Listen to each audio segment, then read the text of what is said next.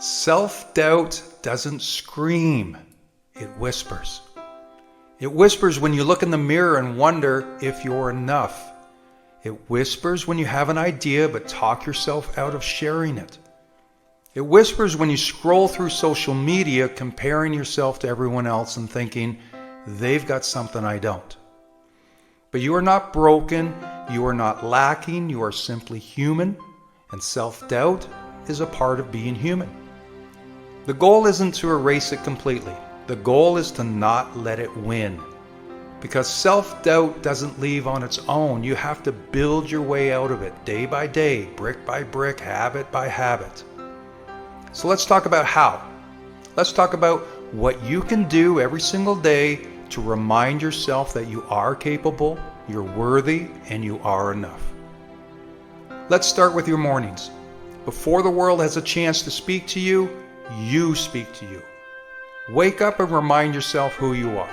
This doesn't have to be fancy. It's just 1 minute in the mirror saying, I can do hard things. I am still growing. I've survived every tough day so far. This might feel silly at first, but repetition rewires the brain. And if you've spent years doubting yourself, it'll take daily truth to undo the damage. Next, move your body. Not for punishment, but for power. Doesn't have to be much, just move, stretch, walk, lift, dance. Movement reminds your brain that you're alive, that you're strong, that you're in control of something. Then do one thing that proves your effort. Self-doubt thrives in inaction, but confidence builds in motion. So even if it's tiny, do one thing every day that supports your goals. Write one paragraph. Apply for one opportunity. Practice for 10 minutes. Clean one drawer. Doesn't matter what it is. What matters is you're showing up. Now remember, self-doubt is fueled by harsh self-talk. So every time you catch yourself thinking that I'm not good enough, answer back with, I'm getting better. You don't need to lie to yourself. You just need to speak with hope, not hate. I mean, you wouldn't talk to your best friend the way you talk to yourself, so change the voice in your head because you hear it more than anyone else does. Another daily practice is surround yourself with truth tellers. That means real friends, people who remind you what you're capable of, not just when you win, but when you fall. You don't need a cheering squad, you need a team that holds you up and holds you accountable. And track your wins. Not just the big ones, but the small ones. The ones no one sees. Keep a proof journal. Write down one thing each day that proves you're making progress, even if it's slow. You know what? Especially if it's slow, because you're going to need the reminders. When doubt shows up, you'll have the evidence to fight with it. And finally, end each day with grace and gratitude. Don't beat yourself up for what you didn't do. Look at what you did. Self-doubt feeds on shame, so feed yourself with compassion instead. You're not behind, you're not failing, you're learning, you're growing, and you're still here, and that alone makes you stronger than you realize. Self-doubt doesn't vanish overnight, but it doesn't have to control your life. With the right habits, you don't just silence the voice, you rise above it. You don't need to be fearless, you just need to be consistent. Remind yourself, you've got this, you can handle this, you're ready.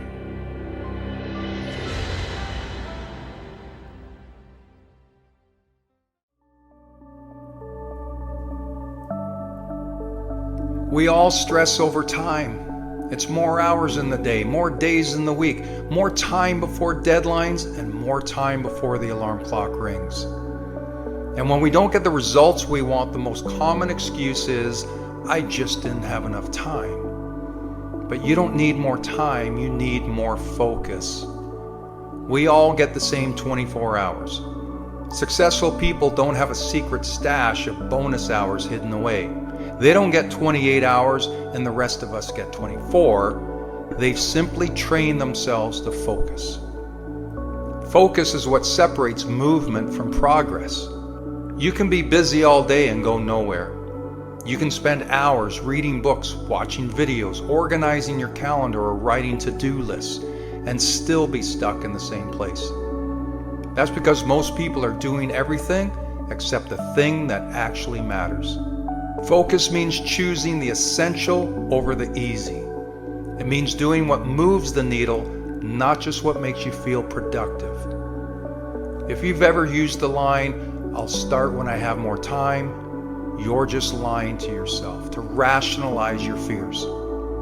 And even when you do get more time, what happens? You scroll, you binge, you zone out, you fall back into distractions. It's not a time problem, it's a focus problem. Focus means getting clear on what matters and protecting it. That might mean putting your phone on airplane mode. That might mean saying no to things that used to get a yes. That might mean creating boundaries with people who don't understand your priorities. Focus isn't easy. It demands sacrifice. It requires you to be uncomfortable. And I know that distractions feel good. They're safe. Scrolling, snacking, avoiding. They're all quick hits of relief, but they rob you of your potential. So be honest, your goals aren't going to reach themselves.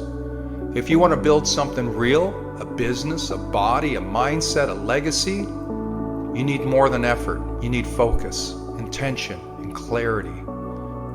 You need to wake up and focus on what truly matters. What is the one thing that if I got it done would make a difference? Once you have that answer, go do that. Before you check your messages, before you check your feed, or the world gets its hands on your attention, because if you don't focus on your life, you'll live in the fog. The world is noisy. Everyone wants your attention. Ads, notifications, emails, drama. It's a constant tug of war. And if you're not careful, your day gets hijacked before it even begins. Everyone has challenges. You need to focus like it's your future, because it is. You need to do the work that matters, or as I like to say, do what is required, whether you feel like it or not. The problem isn't the clock, it's how you use the time you've been given. And your focus is your superpower. When you protect it, nurture it, and direct it, there's nothing you can't build.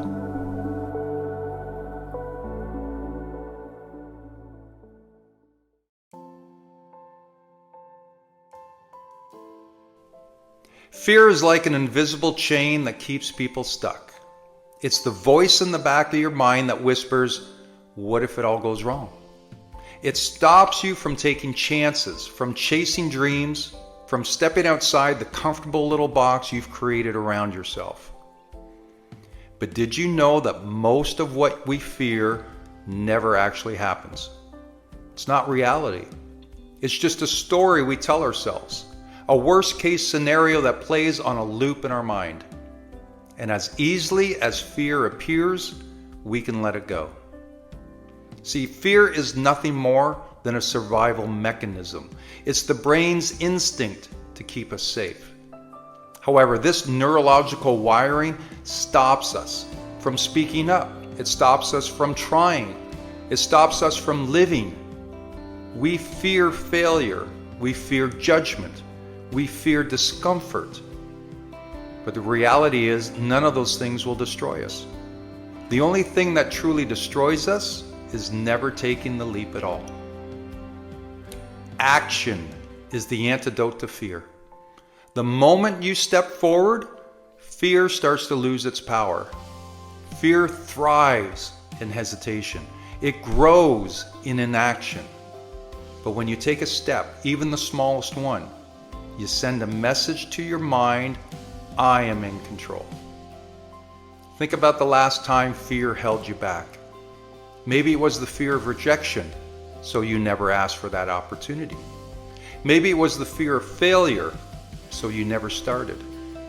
Maybe it was the fear of looking foolish, so you stayed silent when you should have spoken up.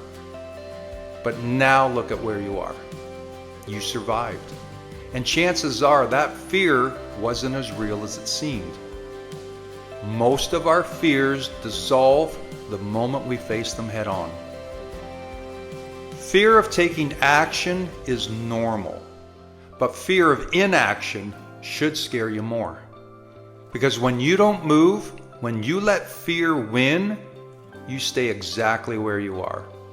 And isn't that the real nightmare? Isn't that more terrifying than taking a risk? Nothing will change until you do. Everyone has fears.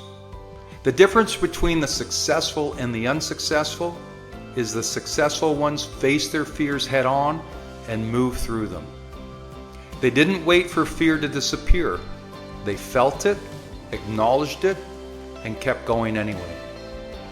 And that's called courage. It's not the absence of fear, but acting in spite of it. So what are you really afraid of? What's holding you back? Is it real or is it just a story? And more importantly, what will happen if you don't move? If you don't try? If you don't take the next step? You already have the power to let fear go. You already have what it takes to move forward. The question is, will you use it? Because fear will always be there, but so will the choice to overcome it.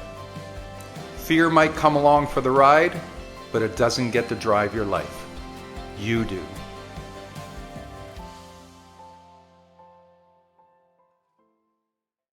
There will be moments that test everything inside you.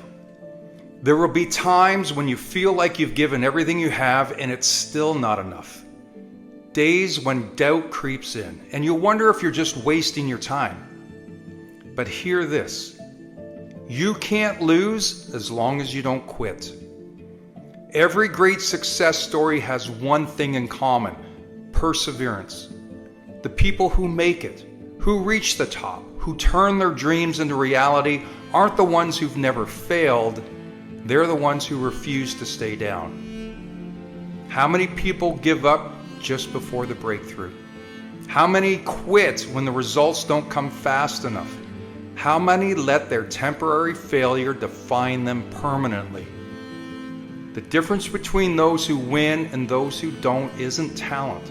It isn't luck and it's not resources. It's the decision to keep going when most people stop. And maybe you've been working on something for months, even years, and you feel like you're running in circles. Maybe you've faced rejection so many times that you're starting to believe the world is telling you to quit. Maybe you're exhausted from fighting battles no one else sees. But quitting only guarantees one thing: you never win. If you keep going, there's still a chance. If you refuse to stop, you keep the door open. And if you push forward even when it hurts, even when it feels impossible, you give yourself the opportunity to rise. And that's the difference. Successful people weren't handed their victories, they earned them. They struggled, they failed, they doubted themselves, but they never quit. The marathon runner doesn't win because the race was easy, they win because they kept running. The entrepreneur doesn't succeed because they never failed, they succeeded because they failed, learned, adapted, and kept moving.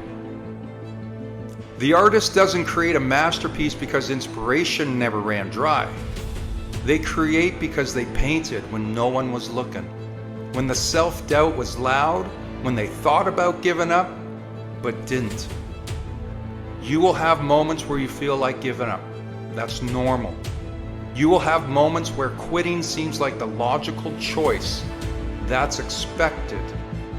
But the ones who keep going are the ones who rewrite their story. So whatever you're facing right now, whether it's a goal that feels out of reach, a dream that seems impossible, or a battle that's wearing you down, don't quit. Take a break if you must. Step back, reassess, breathe, but then get back in the fight. Because as long as you don't quit, you haven't lost. And that means victory is still yours to claim. Your breakthrough is waiting. And when you finally reach it, you'll look back and realize every step, every struggle, every moment you wanted to quit but didn't, it was all worth it.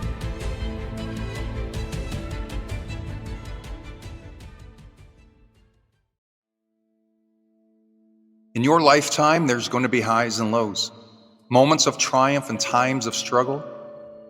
And while we might not always be where we want to be, we can take a moment to reflect on how far we've come. I'm not where I want to be, but I'm grateful I'm not where I used to be. That's a powerful reminder that progress is worth celebrating, even if it doesn't feel monumental.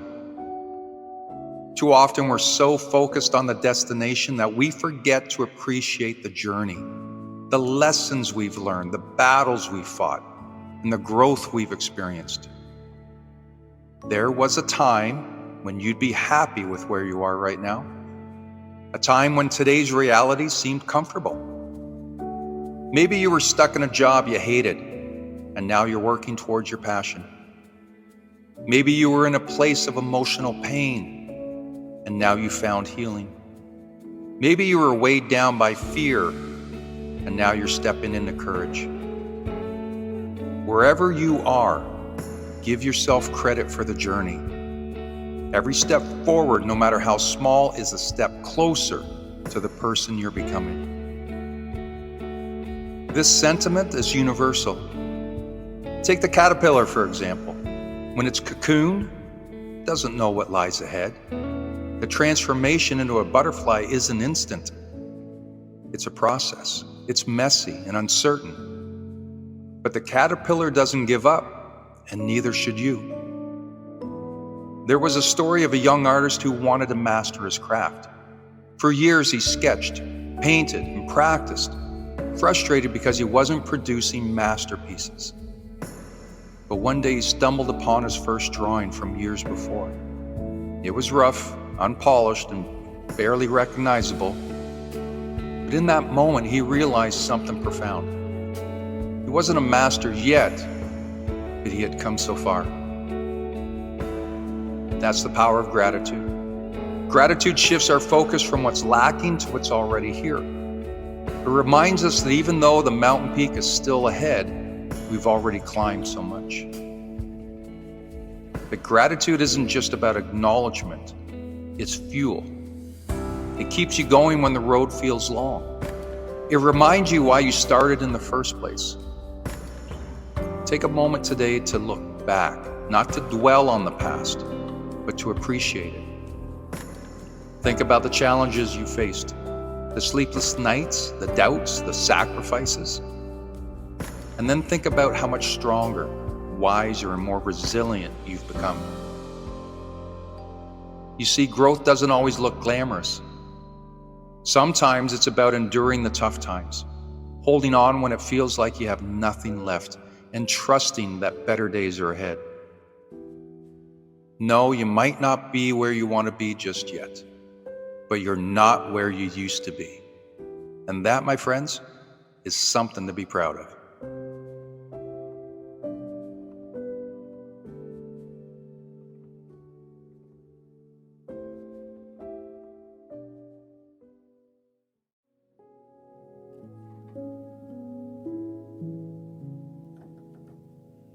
Let me ask you this. Would you ever look at your best friend on their worst day and say, "You're not good enough. You'll never get through this. Why can't you just be better?" Of course not. You'd offer compassion, support, and understanding. You'd remind them that they're human, that life is tough sometimes, and that they're doing the best they can. And yet, how often do we say those very things to ourselves? How often do we beat ourselves up, criticize every misstep, and hold ourselves to an impossible standard of perfection? Most of us are far harsher on ourselves than we'd ever be to someone we care about. And we forget that we, too, deserve kindness. We, too, deserve understanding. And when life feels heavy, when we fall short, or when we're struggling to see the light, what we don't need is another voice tearing us down, especially not our own. Self-compassion isn't weakness. It's not an excuse to avoid growth or responsibility. It's a lifeline. It's the grace you offer yourself to keep moving forward when everything inside you wants to give up. Because the reality is, life will challenge you. You will fail, you will fall. You will have days where you don't recognize the person in the mirror, and that's okay. Being human is messy. It's filled with setbacks, doubts, and mistakes. But you are not your failures. You are not your lowest moments. You're a work in progress, just like everyone else. When you stumble, speak to yourself as you would someone you love. Replace the harshness with kindness. When you hear that voice saying, "I'm not enough," answer back with, "I'm doing my best, and that's enough for today." When you feel like you're falling apart, remind yourself, "I'm allowed to struggle. I'm allowed to feel. I'll get through this." Because you will get through this. The path forward starts with treating yourself like someone worth rooting for, because you are. A plant doesn't grow when you shout at it to hurry up. It grows with care, with water, with sunlight, and you're no different. You can't berate yourself into progress. You can't criticize your way to confidence, but you can nurture yourself. You can offer patience, encouragement, and love, and that's how we grow. And listen, showing yourself kindness doesn't mean you'll never face hard truths. It means you'll face them with a sense of understanding rather than judgment. It means you'll allow yourself the space to make mistakes, to learn, and to try again. It's time you stop being your own worst critic. Stop holding yourself to standards you'd never place on someone else. Show yourself the grace you so easily give to others. Be the friend to yourself that you've always needed. Because when you change the way you speak to yourself, you change everything. You create room to breathe, to grow, and to find peace, even in the struggle. And that's when you'll discover something incredible. When you're kind to yourself, you don't just survive the tough times, you rise above them. So be kind, be patient, and remember, you're worthy of the same love you so freely give to the world.